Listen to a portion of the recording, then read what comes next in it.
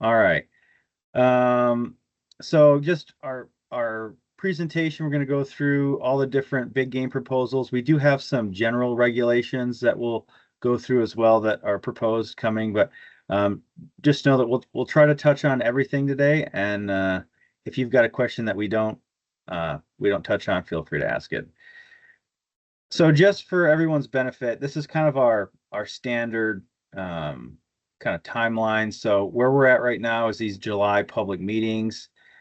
We the districts conduct these meetings throughout the state, and we gather input from hunters and interested publics, and those go into the commission meeting packet, which will be uh, for September, is when the ODFW commission will um, be considering the big game regulations. Now, for those, I'm sure everybody in the room knows, but in the past, of course, for those that have been around long enough, we used to set our regulations for the current year, and now we've shifted to, so these are all regulations that are for the 2026 hunt season. You can see the link there for submitting comments. If you'd like that, just put it, request it in the chat, and I think Beth could probably copy and paste that in there for you. If you do want to go to the meeting or testify at the meeting, you can do that in person or virtually. Just got to make sure that you declare that 48 hours in advance. And yeah, our book comes out, for those that don't know, our books normally comes out for the current or for the next year in early December sometime. So just looking at general season proposals. These there's no changes proposed to any general season framework for 2026. The one change that is proposed to occur is just the season date shifting. Just so as a reminder, the hunting season framework in 2020 was modified so that season dates were built off the buck deer any legal weapon season opening on the first Saturday in October instead of the first Saturday closest the Saturday closest to the 1st of October. So that did shift, give the opportunity to shift seasons a little bit later. But I think we're on our way. We're in the 7 year series of shifting seasons back now. So every year for the next couple of years we'll be shifting back. This is a big one here. So, we've had increasing concerns regarding technology and fair chase and are proposing some changes to the list of prohibited methods to kind of help clarify and clean up those regulations. They're most focused on the use of artificial light and electronics while hunting. We had one big long regulation that based on kind of the public input that we had when we were crafting these, and kind of going through the proposal process, kind of felt like what we really needed to do was separate these into three different rules focusing on kind of specific issues. So the first one you see there is the rule that's already in place.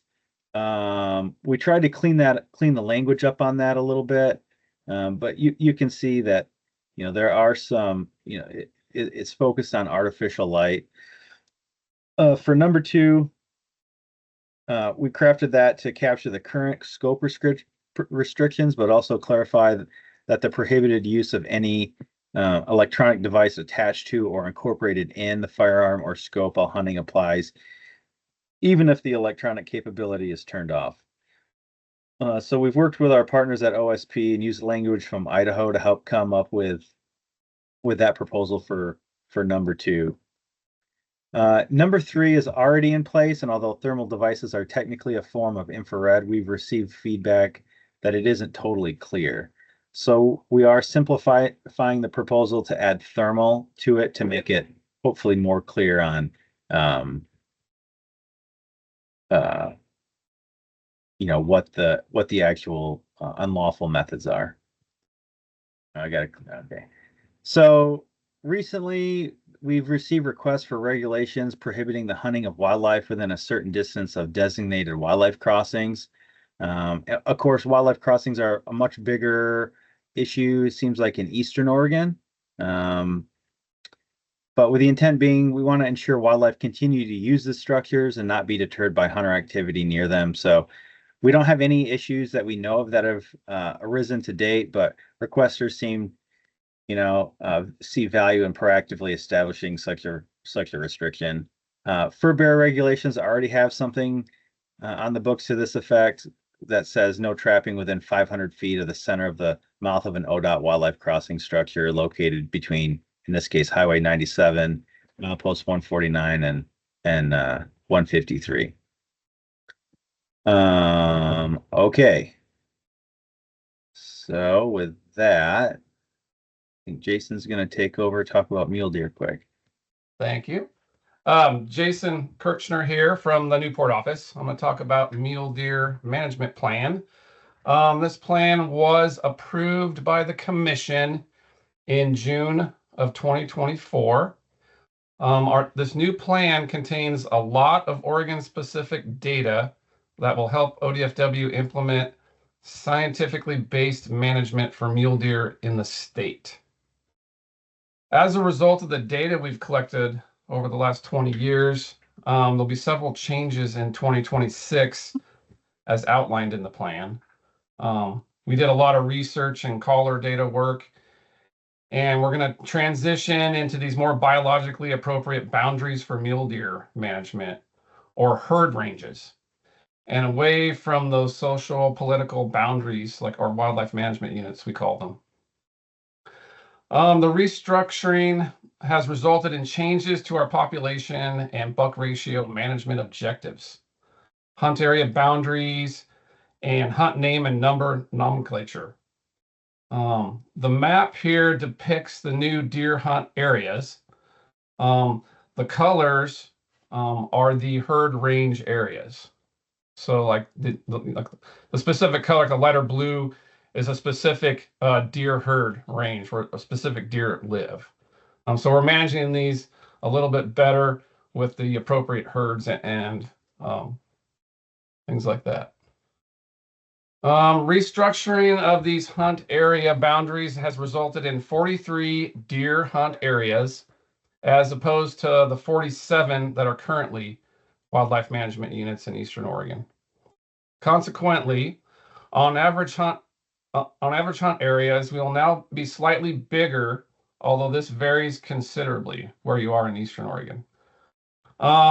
We really want to emphasize folks to use the interactive map online. It's a really neat link, and we may try. I forgot to mention this to get to the guys, but we could try to open the map at the end of the talk so folks can kind of take a look at it. So we don't crash the whole presentation in the middle, but yeah, we really recommend everyone going online and checking out the map. You can zoom in specific areas where you know where you hunt, and then you can click on the map and it will tell you the new hunt area number and things like that. So you can really narrow it down. Some areas are pretty simple to understand and others are more complicated. So we really encourage you to take a look at that map and then contact your local biologist in Eastern Oregon to get more details. Okay, thanks, Jason. Yeah, I'm Greg Reed. I'm the district wildlife biologist for the Corvallis district, and I'm going to talk about the proposals for deer and elk. So our kind of statewide proposals for deer, I'll start with the 100 series or the buck hunts. There's a proposed 10% tag decrease, and that's largely due to that shift with mule deer from WMUs to deer hunt areas. With the changing boundaries and some acknowledgement that mule deer populations are struggling in some areas and there's a kind of a biological need, there are a number of proposed reductions in mule deer tags. Kind of on the flip side of that, in Northeast Oregon, there was some separation of mule deer and whitetail deer hunts into separate hunts. And with that separation, we can offer an increase in whitetail deer buck tags. So those the kind of, I guess the number of tags offered in those hunts was determined by the proportion of harvest in those units of mule deer versus whitetail based on our mandatory reporting from recent years. So it's a way to offer a little bit more opportunity for whitetail deer if people want to target those rather than mule deer in Northeast Oregon. As far as buck hunts on the west side of the state, we don't have any major changes proposed. For the 600 series or antlerless deer hunts, we do have a 3% tag decrease, and that's mostly due to a decrease in some tags for some Western Oregon and Northwestern Oregon hunts, which I'll go into a little bit more detail in the next slide. But there's a slight increase in tags in the Applegate for antlerless deer due to some damage issues, and then increase in white-tailed deer tags, the antlerless ones as well. So Northwest specific proposals, we've got 3 units where we're proposing to reduce tags. The first is the Wilson unit. This is a pretty small tag reduction. Tillamook office has used a lot of the black-tailed deer data from the past decade plus to model their population there. They saw a slight decrease in population, so they're kind of reflecting that and a decrease in antlerless tags. We've got a little bit bigger tag reduction proposed for the West McKenzie. This is due to kind of a reduced population over time. We're also concerned about some negative impacts from fires. A lot of times fires help by increasing forage and early successional habitat.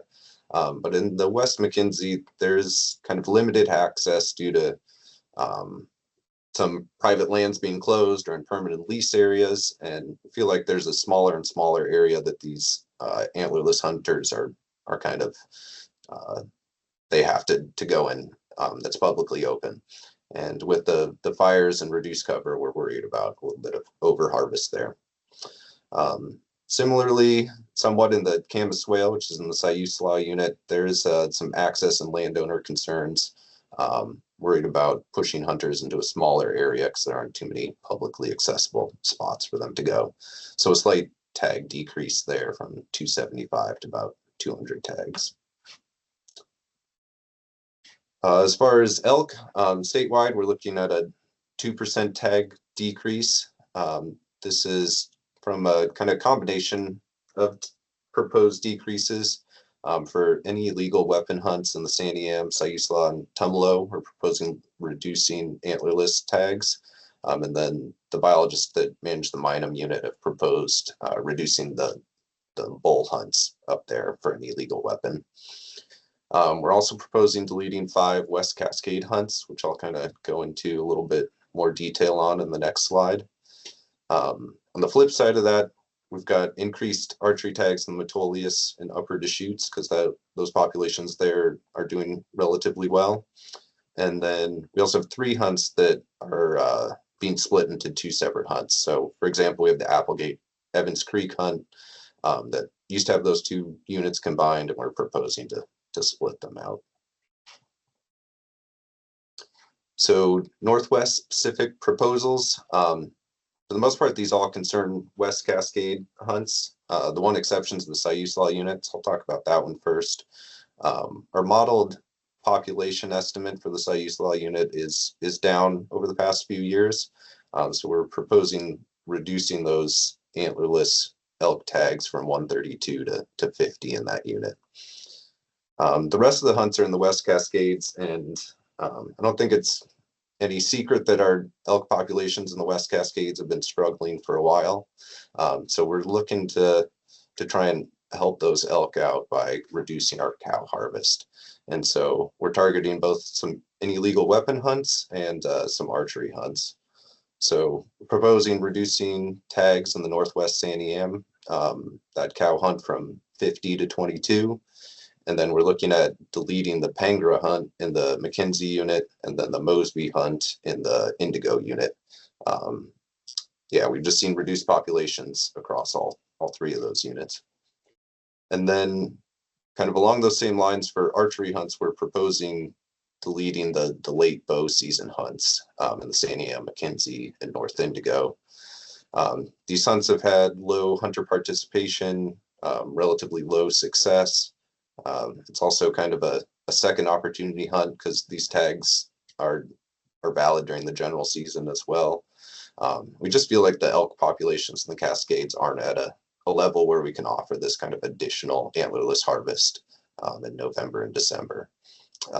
There are also some disturbance issues by having folks out there again after all the general seasons. So we are proposing deleting those hunts. We've talked about other proposals to help out West Cascade elk, mainly removing antlerless elk from some of the bag limits of other hunts, including the general season archery, the muzzleloader hunt, and the bag limit for the disabled permit hunters.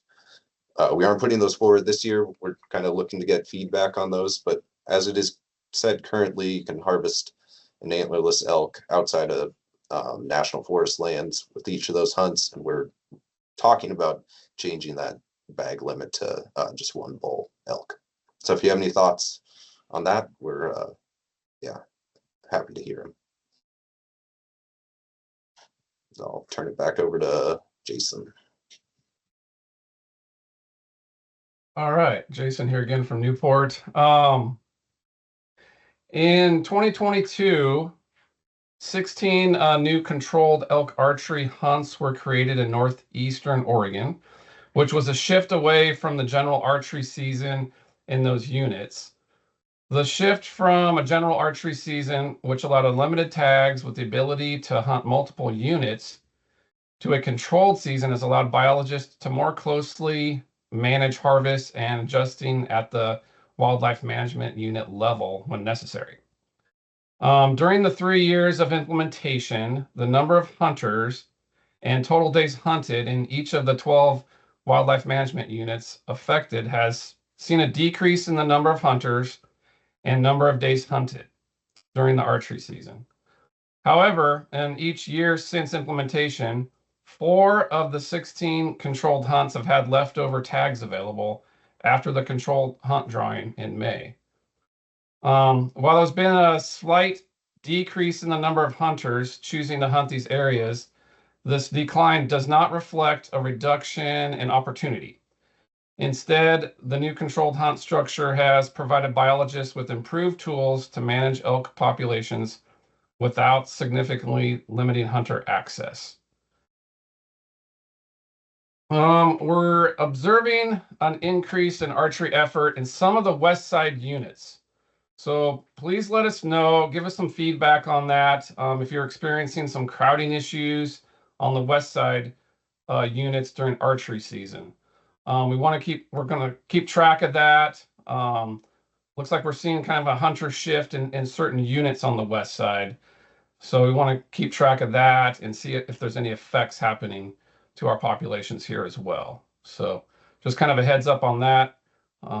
Let us know if you're seeing any significant changes during the general archery season. And yeah, that's all I got on that one. All right. So for pronghorn and bighorn, pronghorn has a 1% tag increase, mainly from hunts in the Beulah and Malheur River units. There's a 1% decrease in bighorn tags this year, just with that 3-year rotation of the Wanaha unit with the Umatilla tribe and the state of Washington. With mountain goats, there's a 10% tag decrease proposed. Looking to rotate, this is the year they rotate out that Central Cascades hunt for 2026, and there's a reduction of 1 tag in the Strawberry Mountain hunt. For bear, there's a 1% tag increase, which comes slightly from an increase in the South Central hunt and the Mount Emily Walla Walla spring bear hunt. So just want to show a table of kind of what the total proposal looks like. You can kind of see what those percentages mean for, bear, goat, bighorn, pronghorn, like we just talked about. Really the most drastic change this year is, from deer, primarily mule deer and some of the Western Oregon hunts that we talked, doe hunts that we talked about earlier. So I'm just going to leave that up on the screen so folks can look at that for a second.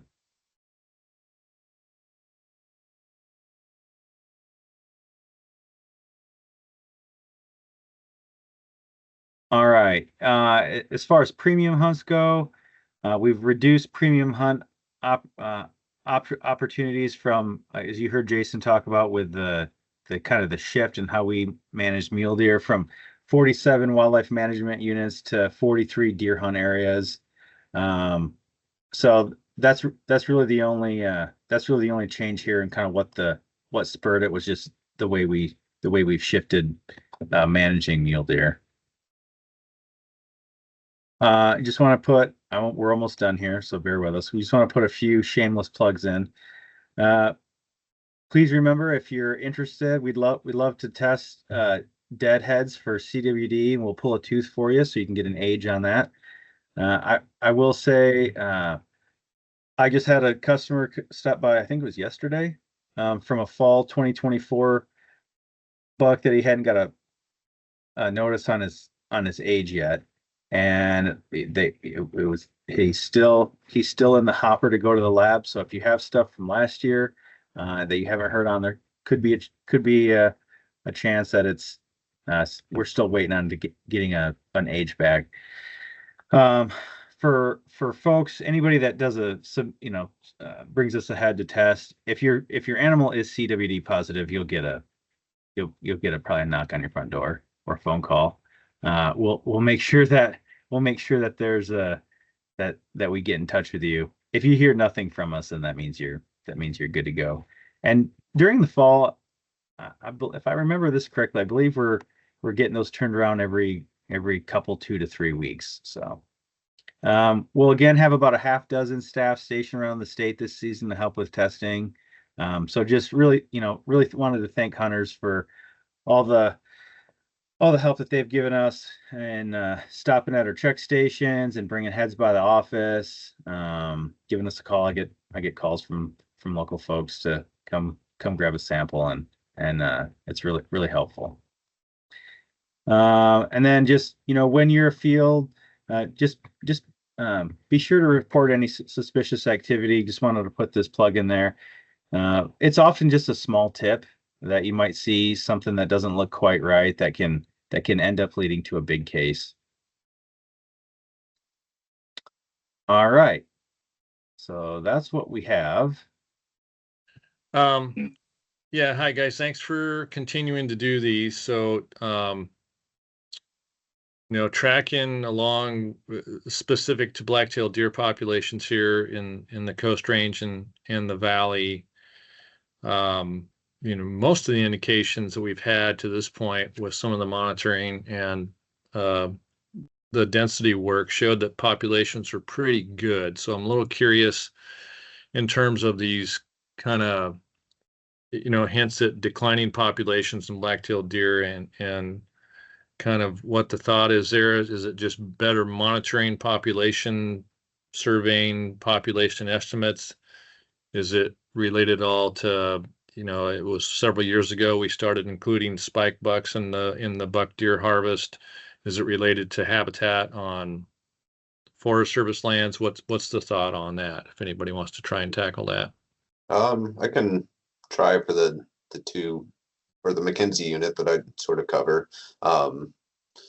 Yeah, I think that hunt we have offered more antlerless tags than any of the Western Oregon hunts for a number of years now. So part of it was trying to align that better with some of the other Western Oregon hunts. And then a lot of it comes down to that access issue. We feel like people are just getting pushed into tighter spots in that McKenzie unit because of some of the access issues. And then our Springfield biologist has been concerned about over harvest with some of the fires in the kind of, I guess, southern McKenzie, mid McKenzie, southern McKenzie, and over harvest there. So I think it's somewhat of a preemptive move in some ways, and yeah, he's concerned about blacktail populations there. Yeah, Mike, this is Jason with Newport. Yeah, for the LC, we did that DNA work back in 13 and 2014. And we got some information from our research team. You know, the population was around 15 to 17,000 deer. And then lately I've been using the data we have and entering it into the multiple data source model. And I am kind of seeing a decline in the LC unit. So it's probably likely multiple factors. And we're trying to improve our monitoring. We're working on a new pilot camera study to do some better monitoring. Because our spotlight surveys they gave us a long-term trend, but it's getting harder to see the deer in the evening. And so we're going to be looking at using cameras and things like that. So hopefully that'll help us better get some good herd count data this winter and fall. Also, my opinion is that with the Northwest Forest Plan over the last 20, 30 years, the habitats have really changed on public land. The forage quality's gone down, densities are down, densities are higher on industry lands. But there's the forage there is also getting impacted, so they're trying to grow trees. So it's kind of coming from all different sides. Habitat, and then our cougar populations have recovered. And we got hair loss disease. So there's kind of a lot of factors involved, at least in kind of the mid-coast area. Those are my thoughts. Okay, we've got a couple in the chat from Sean. Are there no WMU changes on the west side of the state? No. Oh, go yeah. ahead, Greg. Yeah, there aren't any proposed for the west side of the state. All those were driven by the mule deer changes from WMUs to deer hunt areas. So yeah, nothing's proposed for the west side, changing WMUs. Those changes are specific to mule deer hunts for the east side as well. So those will not affect elk WMU boundaries at this time. Yeah, and those units will be changing names too, because the deer and the elk units no longer line up. There will be name changes as well, and there's some info about that on our website. And then we've got a comment from Dale. I have a concern about 610 antlerless tags with the population center in the valley. I'm concerned about the harvest being more centered on the east side of the unit. Should we cut the unit in half and force the harvest more evenly on the unit? That's an interesting thought, Dale. I honestly haven't really thought too much about that concept. From an access perspective, thinking about the Saddle Mountain unit, most of the east side is Weyerhaeuser permit or lease ground, and the west side is the access is much more open. There's free access. There's a bunch of private timberland that's open for walk and drive-in hunting right now. And of course the Clackamas State Forest properties, in kind of centered in the middle of the unit there. But yeah, I haven't really thought about that one. Have to chew on that a little bit, but I'm sure it would be to try to actually split a unit would be pretty big, monumental task. But look at, certainly keep an eye on things between east and west and Saddle Mountain, and try to keep our thumb on the pulse of what's going on there for sure. That's all we have in the chat currently, but if people have questions, feel free to raise your hand or put it in the chat. Keith asked, printed boundaries of new control units, are they available? If you're talking about the mule deer hunts, yeah, they're available online on the link in the chat here. And if you do a search on our website, you should find the interactive map for the mule deer hunts. And if you zoom in on those, it'll show you the original wildlife management unit and the new herd areas. There's not up like a printed copy, like in a book or anything yet. Dale said, might have been my computer, but when I zoomed in on the boundary disappeared, made it hard to see the exact road system for the mule deer units. Does anybody have any advice or comments on that? Keith also says, found the interactive map not detailed enough. Yeah, I found the same problem, honestly. Zooming in and not seeing the boundary when you tried to look at specific road systems or creeks that the boundary follows. Okay, that's good details. We can pass that on to the mule deer plan team, GIS folks. Yeah, I see Wheeler's comment in here about, or question about Saddle Mountain elk. It very well could go over management objective. I would say we do a lot of work with elk damage in Saddle Mountain and working with landowners on damage to agricultural crops.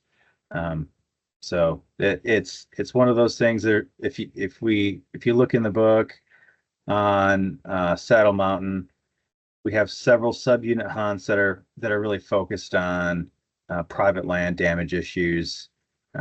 So it's something that we're kind of always going to be working with really throughout the entire North Coast watershed. So, and Wheeler, I think since you're on here, I do want to tell you that I did get your email on your proposal and tried to contact you, but I never could get a hold of anyone. So if you want to give me a call sometime at the office, I'll put the office number in the chat here, and I'm happy to talk with you if you're still interested in that. Would you guys like me to try to put the mule deer map on the screen to show folks? I could try to share that on my screen and see. Can you guys see that? Okay. Yep. So here's the map on our website. And if you zoom out, it kind of shows you a real broad the colors and some general lines. But if you zoom in, like let's say we zoom in near Starkey. If you zoom in, it kind of shows some town names and some roads. And then if you can get kind of close to maybe where you're hunting. And then if you click on the map, it'll pop up the number you want to use. So that kind of helps give you what the name is and the numbering.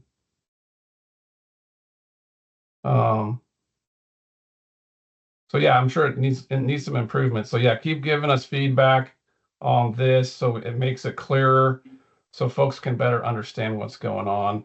The white lines, I believe, are the, let's see, let me look at that. Yeah, are the old wildlife management units. So like if you're in Pine Creek, you can zoom in and see some of the towns and the creeks.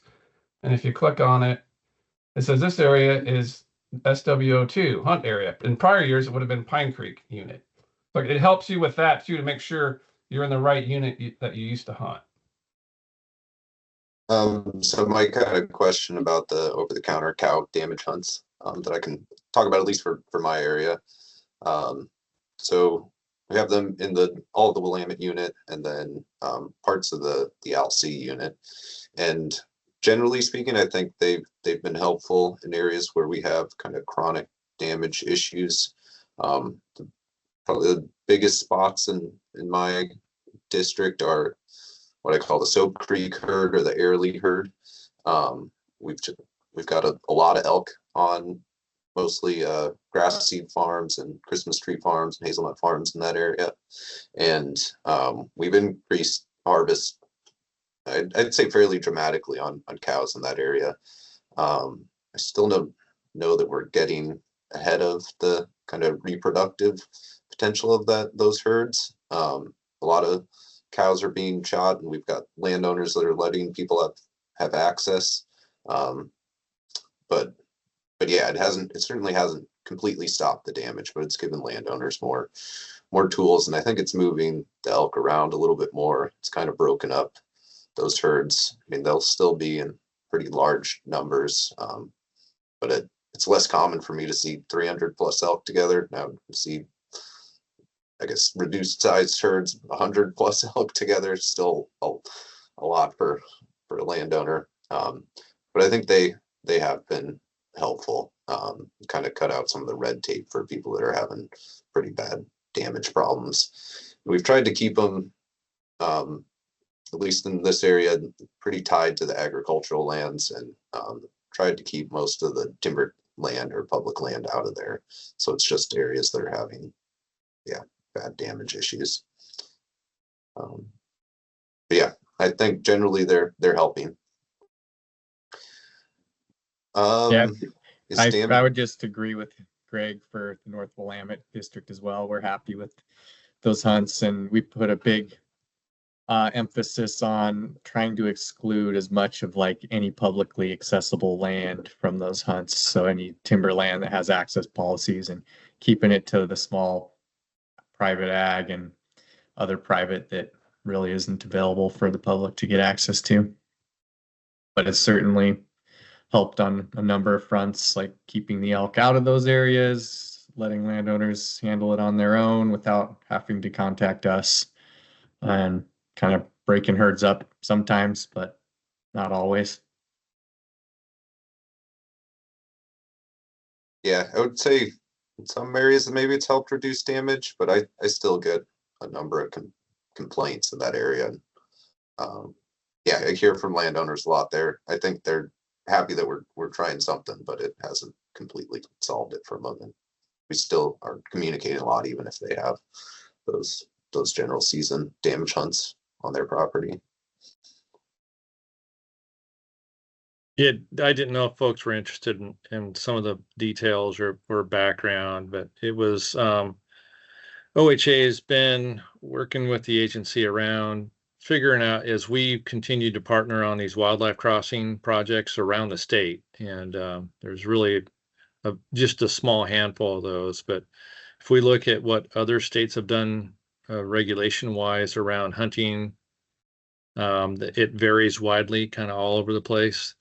And some of the partners that we work with to get funding and execute these projects, they're really expensive, very difficult to get done on these highways. That picture you shared was one around Gilchrist and that country there, one of the more recent ones. And the whole impetus there is to kind of head it off before it kind of gets out of control. And so some of the things we're talking about are having a reasonable area where you're not allowed to harvest an animal within that area or shoot from that area. And the whole idea there is to put some bounds around it, keep it reasonable before other entities come in and say you can't hunt within 2 miles of a wildlife crossing or something along those lines. So it's a little bit preemptive. We just feel like we'd be in a better spot to kind of get something on the books there. I would offer, kind of the numbers we're throwing around are something similar to the trapping one, so about 500 feet. So you can't shoot within 500 feet of those, and you can't shoot at an animal within 500 feet of those. And so if folks have some thoughts and comments on that, hopefully we'll, if we're successful in working with the agency here, you'll see that in the proposal package coming for the September commission meeting. But that was a little bit of the background there. So if you're, I know in Jason's country there, we've got, ODOT's actually got cameras up on that undercrossing there. We literally have pictures of people walking through the crossing with a bow or with a gun. And the point is not to stop people from just walking through there. The point is to keep people from hunting or shooting within a short range of those things. So that's the point there. Yeah, I think that's great, Mike, because some of these areas provide an access point for hunting, and we don't want to lose that access point to get up into the hills. So, all right, so we got a few minutes left. I think we're happy to take any other burning questions, but kind of getting close to our last call here, unless we all want to sit on a online meeting and look at each other for a little bit longer. Oh, Dale, yes. Weyerhaeuser did add a ban on infrared cameras this year, and I would say we're starting to see that a lot from private timber companies, is whether they have a permit or not, is just, hey, we don't want people hunting with these, whether regardless of kind of the legal issues surrounding our abilities to restrict possession. So And along those lines, I know some timber companies are talking about lifetime bans if people are caught using them. So yeah, trying to add some more incentives for people to not be using them. I mean, they're already illegal, but I think we're seeing an increase in the use, and hopefully try and get ahead of it. I mean, it's already out there, but has potential for some negative impacts.